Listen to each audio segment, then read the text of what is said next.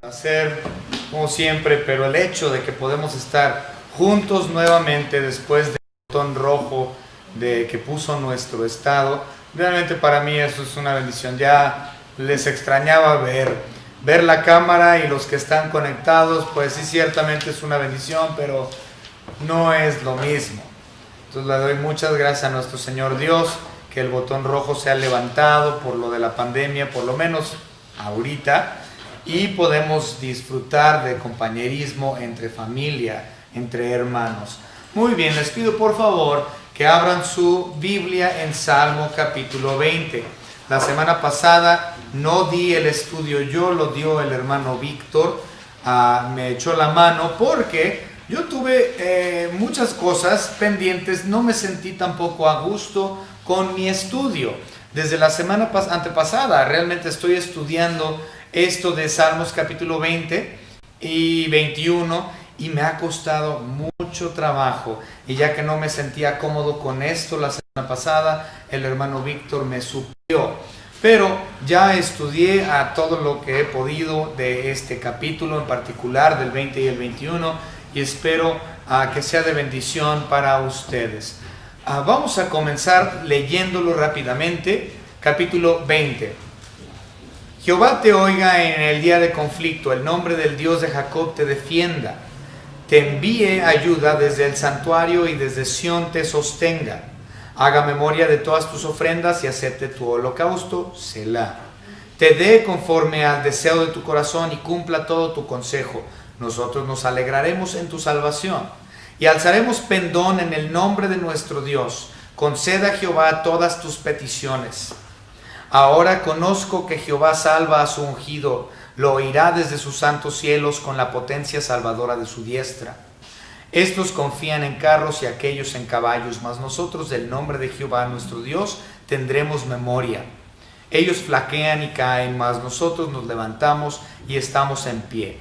Salva a Jehová, que el Rey nos oiga en el día que lo invoquemos.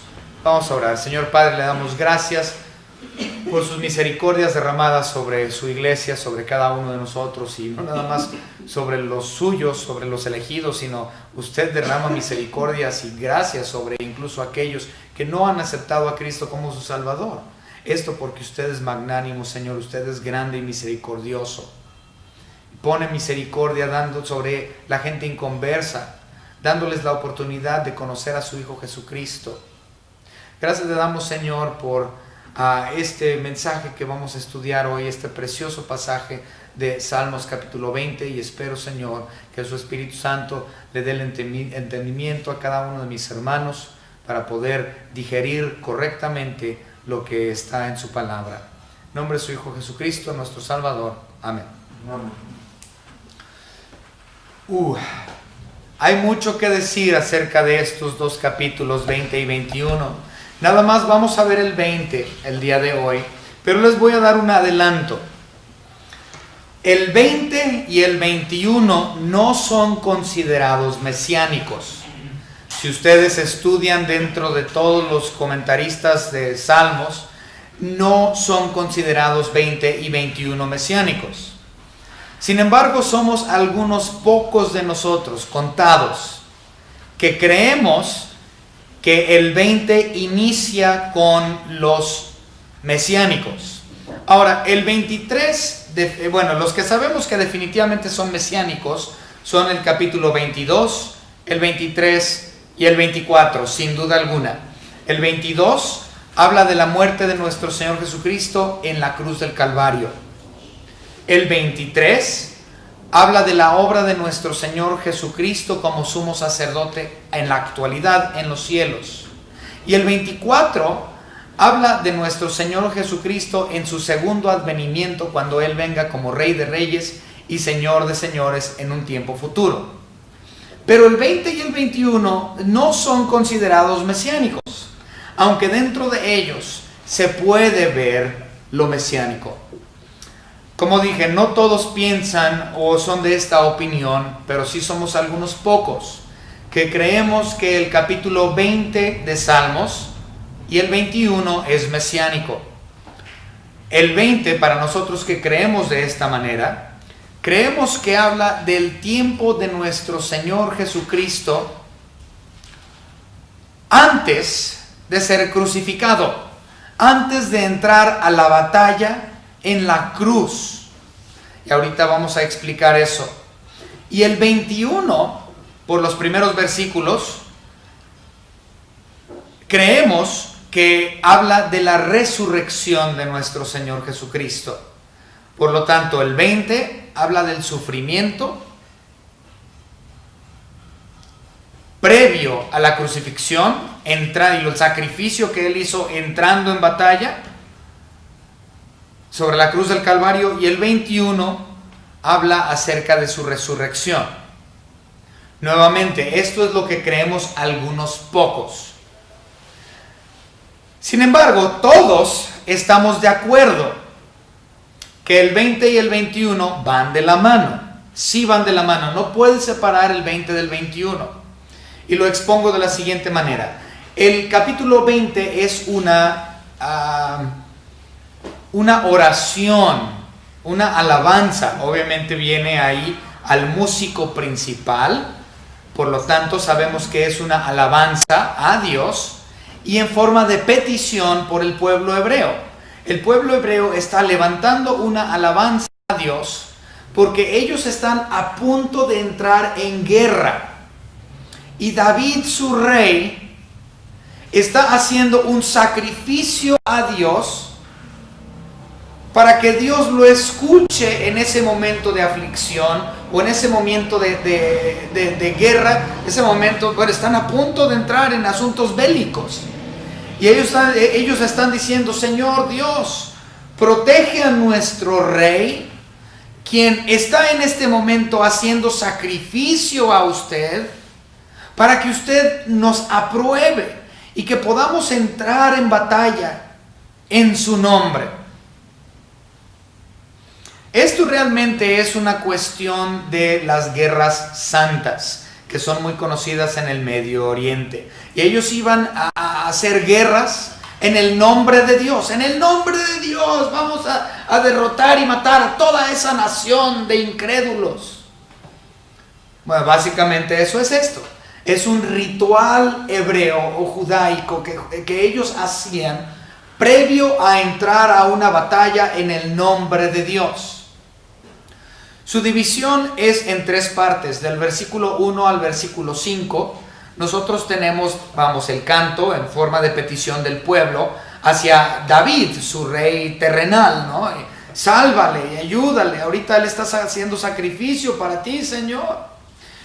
La segunda división natural es del versículo 6 al 8, donde ellos finalmente como nación dicen: nosotros sabemos, conocemos, porque hemos confiado en Dios, el Dios verdadero. Todos los demás, nuestros enemigos, dice, ellos han depositado su fe en sus caballos y en sus carrozas y en sus armas y en todo lo que ellos tienen para ganar la guerra. Ellos han depositado su fe en eso.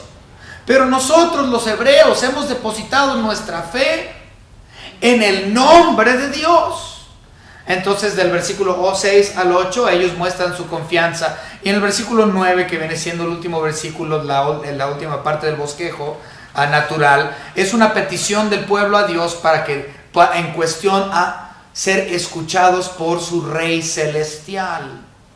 Entonces en el primer punto ellos hacen una petición hacia Dios por David, su rey terrenal. Y en el tercer punto ellos levantan petición a Dios para que su rey celestial los escuche. Entonces es muy, muy precioso. Vamos a empezar entonces. Y esto también nos trae a dos menciones interesantes. En realidad todo este salmo habla de dos puntos de misericordia de Dios. Número uno, el hecho de que Dios nos escucha. El simple hecho de que Dios nos escucha, eso es misericordioso. Dios no tiene por qué escuchar a las oraciones de nadie. Pero Él nos escucha y eso es una muestra de misericordia. Y aquí el pueblo de Israel está diciendo eso: Señor Dios, por favor, ten misericordia de nosotros y escucha nuestra petición, salva al rey, salva al pueblo de esta situación bélica en la cual estamos a punto nosotros de comenzar. Porque en tu nombre luchamos. Y la segunda cosa de misericordia que se nos muestra aquí en este capítulo, no nada más es el hecho de que Dios nos escucha, y ciertamente a su pueblo escogido aquí Israel, sino también por su providencia. El hecho de que Él nos defiende, el hecho de que Él nos protege, eso es misericordia de uno de sus hijos. Por lo tanto, podemos ver en esta sección estas dos misericordias muy marcadas. El hecho de que Dios Jesús, Dios Padre, Dios Espíritu Santo nos oyen en nuestras peticiones. Y el hecho de que, la otra, tenemos la divina providencia o, como menciono, la seguridad de que Dios da a sus hijos. Vamos a comenzar. Versículo 1. Jehová te oiga en el día de conflicto. Nuevamente la misericordia de Dios al escucharnos. El nombre del Dios de Jacob te defienda. En la otra misericordia, la defensa. Escúchame, Dios, por favor, y defiéndeme, Dios, por favor, porque me escuchas, porque eres misericordioso. Y me proteges porque sé que eres misericordioso. Ahora, no nada más eso, sino una cosa interesante, el hecho de que se le llama aquí el Dios de Jacob. Se le pudo haber puesto ahí el Dios de Israel. Pero el nombre Jacob, aunque Jacob y Israel son sinónimos, sin embargo el nombre Jacob conlleva el pecado de ese mismo hombre, de Jacob. Cuando hablamos de Israel, si hubiera sido Dios de Israel, hubiéramos pensado en Israel como una nación, como un todo. Pero específicamente el Dios de Jacob. Jacob era una persona horrible. Era una persona vil. Toda su vida fue una persona espantosa.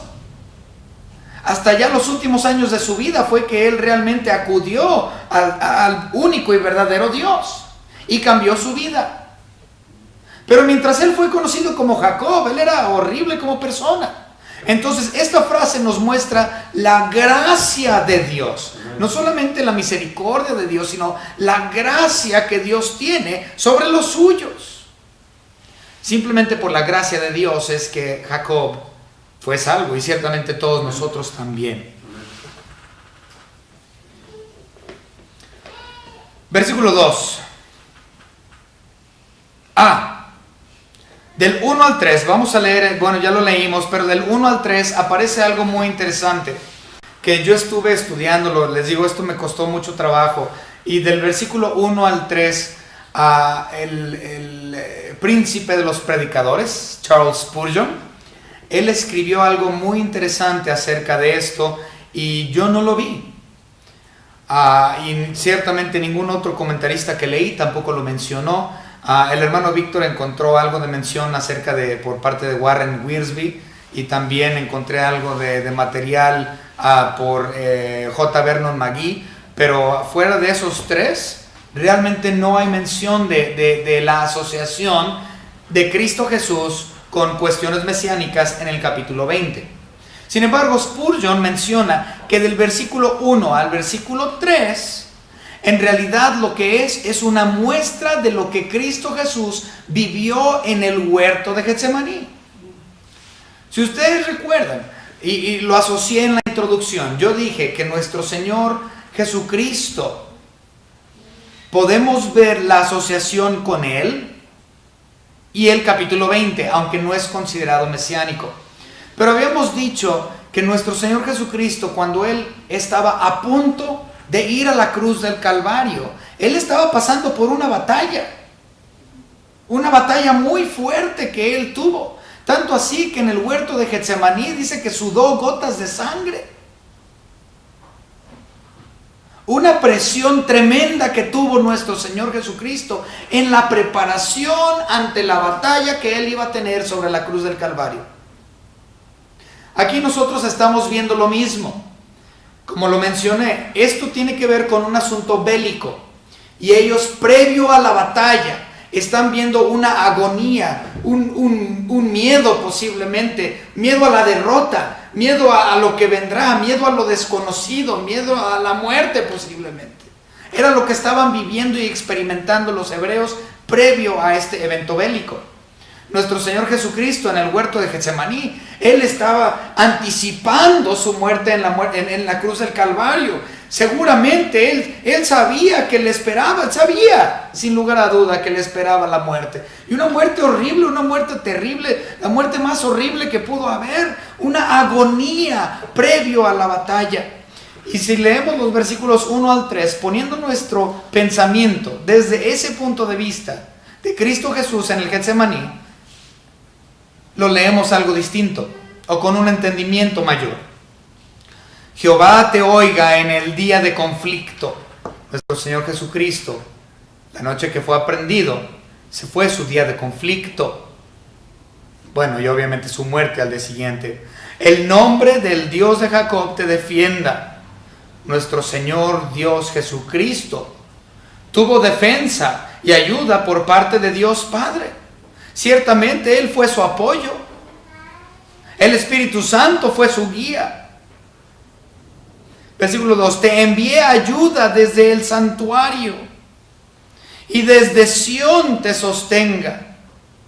Versículo 3, haga memoria de todas tus ofrendas, es decir, ofrendas pasadas, y acepte tu holocausto futuro. En otras palabras, si lo aplicamos a la persona de nuestro Señor Jesucristo, sus ofrendas pasadas hubiesen sido entonces todas las obras y milagros y todo lo que hizo nuestro Señor Jesucristo previo al Getsemaní. Y el holocausto fue futuro, porque en el Getsemaní todavía lo aprendieron esa noche, pero hasta el día siguiente fue que Él fue crucificado. Entonces era un evento futuro. Y si leemos el 3 otra vez, haga memoria de todas tus ofrendas, lo que previo a su aprehensión, y acepte tu holocausto, lo que sería al día siguiente. Muy interesante esto. Versículo 2. Te envié desde el santuario y desde Sión te sostenga. Esto también es interesante hablando desde el punto de vista de Israel, no en asociación con Cristo, pero desde el punto de vista de Israel. Esta defensa o este sostén, te envía ayuda desde el santuario, estaba literalmente hablando acerca del arca del convenio, el arca del propiciatorio. Ellos querían usarlo, y de hecho lo trataron de usar, lo usaron en forma de arma. Cuando ellos iban a la batalla, Israel cargaba con el arca del pacto y llevaban el arca del pacto y iban a batalla con esa arca, y era su arma secreta.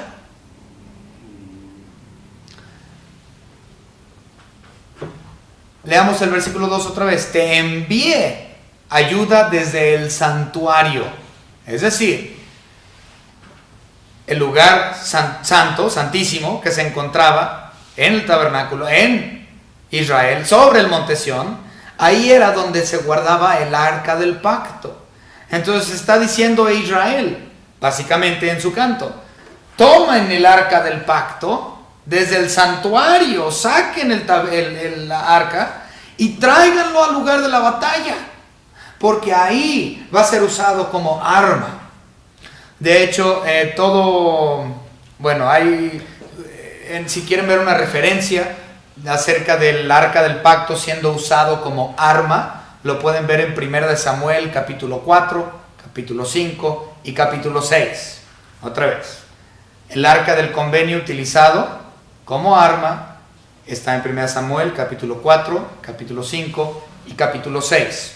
Aunque en el capítulo 5 y el capítulo 6 no les salió muy bien a los israelitas esa táctica, pero el punto es de que lo usaban como arma.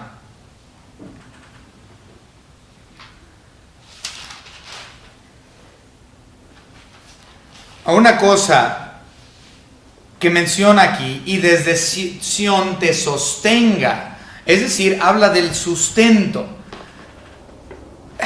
Están pidiéndole a Dios que sostenga y sustente desde Sión, desde el tabernáculo ahora celestial, no el terrenal, sino viéndolo en cuestiones celestiales. Ya vimos la parte terrenal que estaba hablando del arca del convenio. Ahora cambiamos de escenario hacia el celestial. En el tabernáculo celestial, desde ahí nuestro Señor Jesucristo sustenta absolutamente todo.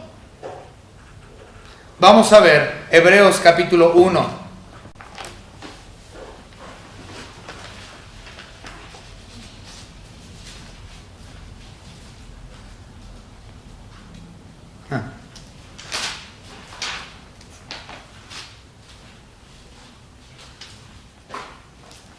Si lo encuentro algún día. Hebreos capítulo 1, del versículos 1 al 4. Versículos 1 al 4. Dios, habiendo hablado muchas veces y de muchas maneras en otro tiempo a los padres por los profetas, en estos postreros días, nos ha hablado por el Hijo, a quien constituyó heredero de todo y por quien asimismo hizo el universo, el cual, siendo el resplandor de su gloria y la imagen misma de su sustancia, y quien sustenta todas las cosas con la palabra de su poder, habiendo efectuado la purificación de nuestros pecados por medio de sí mismo, se sentó a la diestra de la majestad en las alturas. Entonces está hablando desde el punto de vista celestial. Desde el cielo es que nuestro Señor Jesucristo sostiene, desde el Sión celestial, Dios sostiene todo. Nuestro Señor Jesucristo lo sostiene. También un versículo muy famoso acerca de estos Colosenses.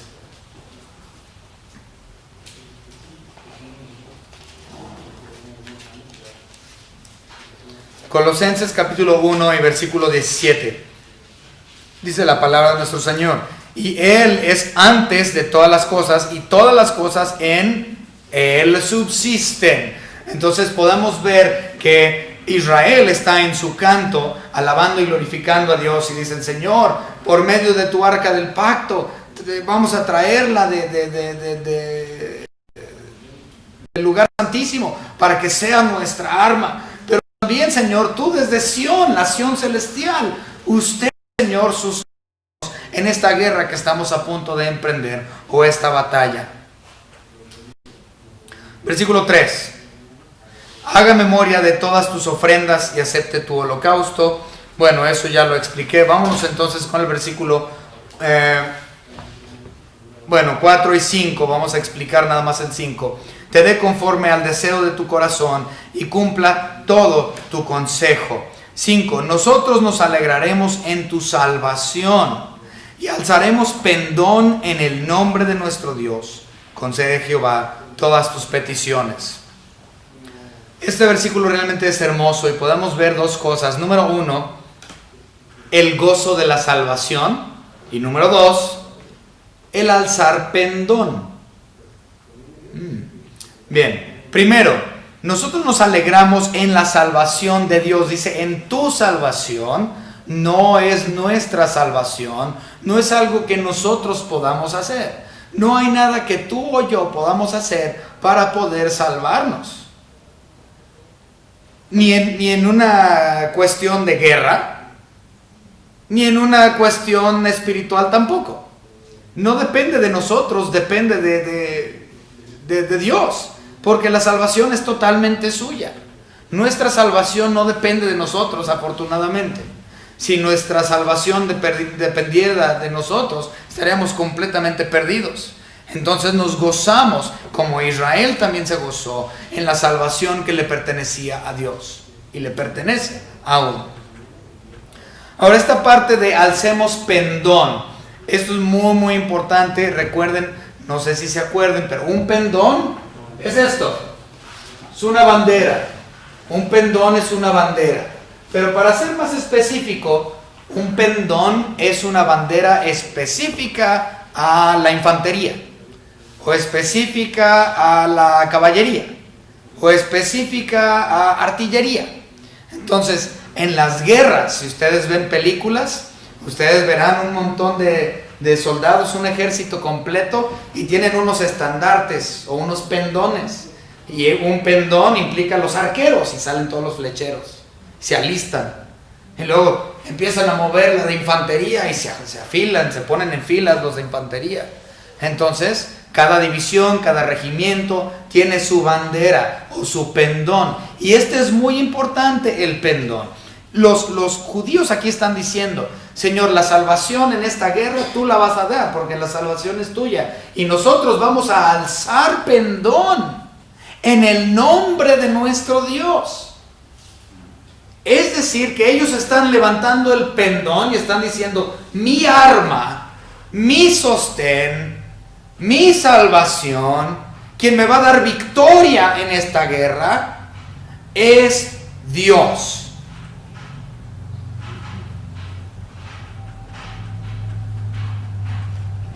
Pero hay mucho más acerca de esto. Número 1, cuando tú alzas una bandera como nación en contra de otra, esto implica guerra. Es una declaración formal de guerra. Tú levantas un pendón hacia tu enemigo e implica guerra. Pues si lo aplicamos a los cristianos, nosotros como creyentes estamos en una guerra. Después de haber tenido el gozo de la salvación, ahora tenemos que entender que se ha declarado una guerra. Vamos a ver Efesios capítulo 6, muy famoso esto por la armadura de Dios. Pero vamos a ver Efesios capítulo 6. Y vamos a leer el versículo 12. Dice la palabra de nuestro Señor: porque no tenemos lucha, hablando a cristianos, es decir, guerra, porque no tenemos lucha contra sangre y carne, sino contra principados, contra potestades, contra los gobernadores de las tinieblas de este siglo, contra huestes espirituales de maldad en las regiones celestes. Entonces nuestra guerra es espiritual. El cristiano, después de haber recibido el gozo de la salvación, nosotros levantamos pendón, porque ahora somos salvos. El pendón de nuestro Señor Dios. Y al levantar ese pendón implica guerra. Guerra contra huestes celestiales. Comprendan que los cristianos estamos en guerra constante.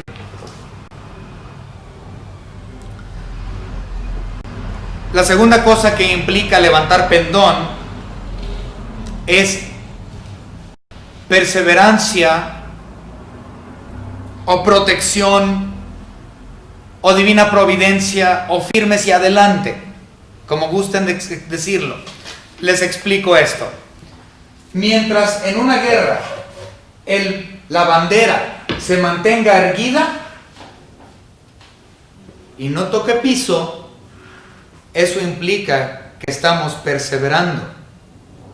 Eso implica que seguimos firmes y adelante. Eso implica que seguimos por la gracia y providencia de Dios. Pero cuando ese pendón no se levanta y se mantiene en el suelo, implica que hemos perdido la batalla. Pero como cristianos, nuestra bandera no puede caer en piso jamás, porque nuestra bandera misma es la persona de Dios. La palabra en hebreo es Jehová Nisi. Este nombre es un nombre que le dio a Moisés a uno de sus altares. Moisés levantó un altar en nombre de Dios y le puso a este altar por nombre Jehová Nisi, diciendo: Jehová es mi pendón, Jehová es mi bandera. Si eso lo quieren leer, Éxodo capítulo 17. Todo el capítulo de Éxodo 17.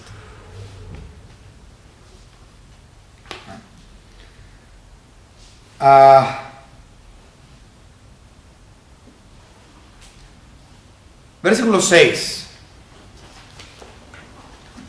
Salmos capítulo 20, versículo 6.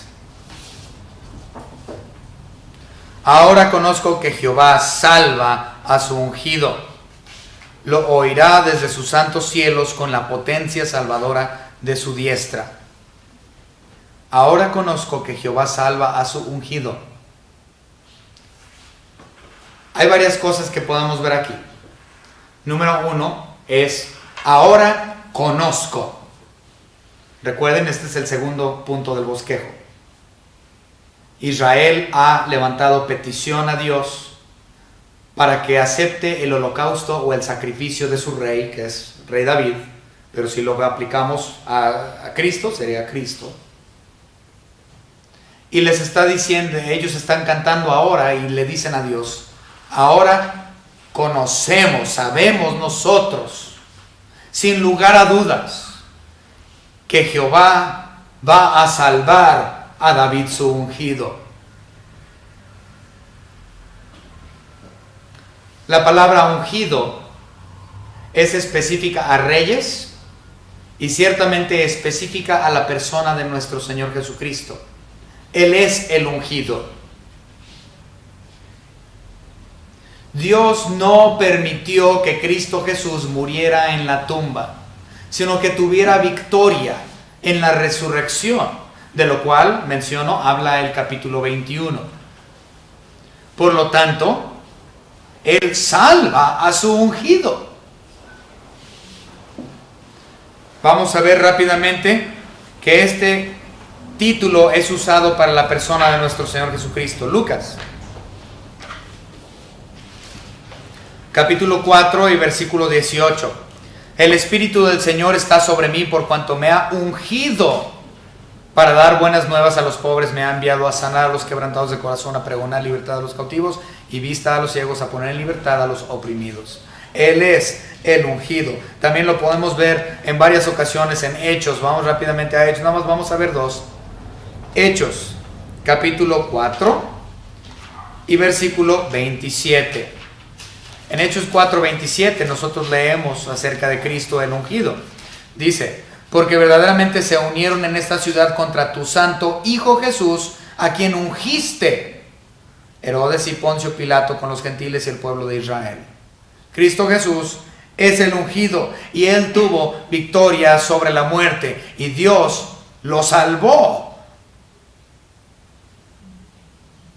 No de una muerte segura, sino porque Él tiene las llaves de la muerte, Él tiene todo el poder sobre la vida y la muerte, y nuestro Señor Jesucristo triunfó. Y Hechos capítulo 10, versículo 38. 10:38 de Hechos. Como Dios ungió con el Espíritu Santo y con poder a Jesús de Nazaret, y cómo éste anduvo haciendo bien y sanando a todos los oprimidos por el diablo, porque Dios estaba con él. Él es el ungido, así como David era el ungido de Dios para el pueblo israelita. Nuestro Señor Jesucristo es el ungido de Dios por medio del Espíritu Santo. Y no vio corrupción, sino que vio después de la muerte salvación, o es decir, resurrección. Versículo 7. Antes de entrar al versículo 7. ¿Saben qué es lo más hermoso? Este título ungido, como lo menciono, está designado en la Biblia exclusivamente a reyes y a nuestro Señor Jesucristo. Sin embargo, en el Nuevo Testamento, nuestro Señor Jesucristo ha decidido compartir su unción con nosotros que hemos creído. A la iglesia nuevo testamentaria, Dios nos ha ungido, ha extendido esa gracia y misericordia sobre la iglesia, y nosotros también somos unción suya. Pero ¿por qué? Bueno, porque un día la iglesia reinará junto con Cristo, y si la iglesia reina, eso implica que la iglesia también debe de ser ungida. Vamos a ver algunos versículos. Primera de Juan, capítulo 2, versículo 20. Otra vez, Primera de Juan 2, 20. Dice la palabra de nuestro Señor Dios: pero vosotros tenéis la unción del Santo y conocéis todas las cosas. Nosotros también somos ungidos. Se ha extendido la unción de Dios hacia la iglesia, porque la iglesia también reinará. También lo podemos ver en 1 de Juan 2:27. Antes de ir a otro, 2:27. Pero la unción que vosotros recibisteis de Él permanece en vosotros y no tenéis necesidad de que nadie os enseñe. ¿Okay? También lo podemos ver en 2 de Corintios. Vamos rápidamente a 2 de Corintios para corroborarlo ahí. 2 de Corintios capítulo 1 y versículos 21 y 22. 1, 21 y 22.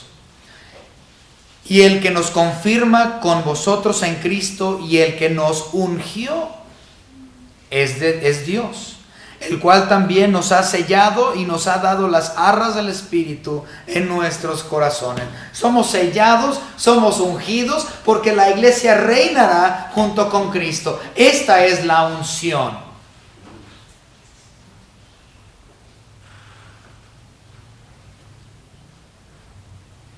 Bueno, y si quiera ver acerca de nosotros reinando con Cristo, no los vamos a leer por cuestión de tiempo, pero en 2 de Timoteo 2:12 viene, también viene en Apocalipsis capítulo 5 versículo 10 y en Gálatas 3:29 si gusta verlo. Y como ya mencioné, dice, ahora conozco. Eso implica la seguridad de la salvación. Muchas personas piensan que pueden perder la salvación, pero ellos están tan seguros de batalla. Dicen, no, nosotros sabemos que en la batalla, Dios nos dará la victoria por quien Él es, no por quien nosotros somos. Es lo que está diciendo aquí Israel. Nosotros sabemos que Jehová salva a su ungido y va a salvar a su pueblo, y ciertamente nos salva a nosotros. Nosotros lo sabemos, no hay pérdida de salvación, es un hecho. Muchos versículos que hablan acerca de la seguridad de la salvación, pero vamos a ver uno de mis favoritos porque es el más conocido posiblemente, pero se me hace precioso. Primera de Juan capítulo 5. Bueno, de hecho son dos versículos que me gustan aquí, vamos a leerlos los dos. Primera de Juan capítulo 5, 12 y 13. El que tiene al Hijo, tiene la vida.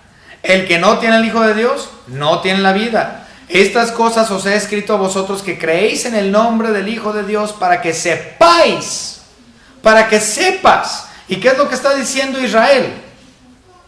Yo sé, yo conozco. Eso es lo que dice Israel. Ahora conozco que Jehová.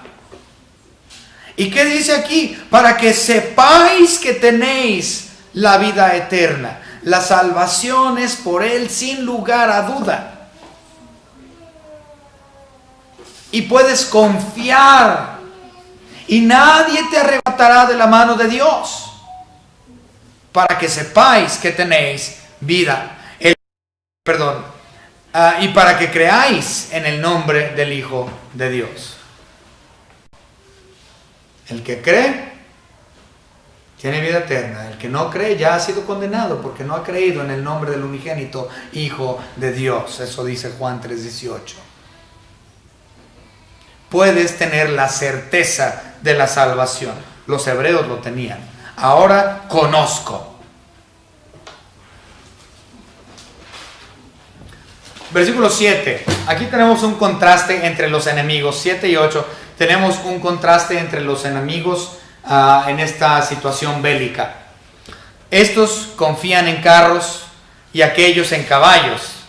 Sí, la tecnología, la ciencia, los animales que tenemos, nuestras carrozas, nuestras armas letales. Dice, mas nosotros, ahí está el contraste, los hebreos, del nombre de Jehová nuestro Dios tendremos memoria. Ellos flaquean y caen, mas nosotros nos levantamos y estamos en pie. La cuestión es, en este mundo, muchas personas confían en lo que no deberían de estar confiando. Algunos confían en ellos mismos, en su poder. Yo soy fuerte, yo puedo. Algunos creen en su moralidad. Si yo soy bueno, yo le ayudo al pobre, yo soy buena persona, ayudo al perro pateado y me lo llevo a la casa y lo cuido, soy buena persona. En su moralidad. Hay personas que confían en la tecnología. No, sí, la tecnología es lo que nos va a sacar adelante en este mundo. Entre más tengamos de tecnología, híjole, nos va a ir mejor con la ciencia también. Yo confío en la ciencia. Yo he escuchado a muchos decir eso. Yo confío en la ciencia. Ellos confían en su tecnología, en sus carros, en sus animales y en sus armas de guerra, pensando que eso les iba a traer la batalla segura, ganada. Pero cayeron. Ciertamente, ¿quién trae el poder? Si tú eres fuerte, ¿quién te hizo fuerte? Dios. Si tú crees en la ciencia, pues ¿de quién es la ciencia? De Dios. Si tú crees en la tecnología, pues ¿quién da la inteligencia para que la gente lo desarrolle? Dios. Todo lo que tú podrías confiar es de Dios y viene por Dios. Entonces, en vez de confiar en eso, confía directamente en Él. Y no caerás y estarás de pie como lo estuvieron los israelitas. Si tú confías en cualquier otra cosa fuera de la persona de Dios, si tu confianza para la salvación de tu alma está en tu poder, en tu moralidad, en la ciencia, en tu tecnología, en tu dinero, te voy a decir que vas a caer. Pero si tú tienes tu confianza sobre el dador y el creador de esas cosas, Dios, y comprendes en arrepentimiento de tus pecados que solamente Él te puede salvar, serás salvo por su salvación, por lo que Él hizo y no por lo que tú hiciste. Termina el versículo 9 con una reafirmación. Salva Jehová. Señor, salva, porque estamos en este conflicto que vamos a atender. Que el rey, ahí está hablando, no del rey David, sino del rey Jesucristo que se sienta a la diestra del Padre. Que el rey nos oiga en el día que lo invoquemos. Porque nuestro Señor Jesucristo ascendió, Él ahora está a la diestra del Padre. Él tuvo victoria sobre la muerte. Él está a la diestra del Padre y Él nos escucha también a un lado de con el Padre. Entonces al Padre le dice, salva Jehová, que el Rey Celestial nos oiga en el día que lo invoquemos. La misericordia de escuchar.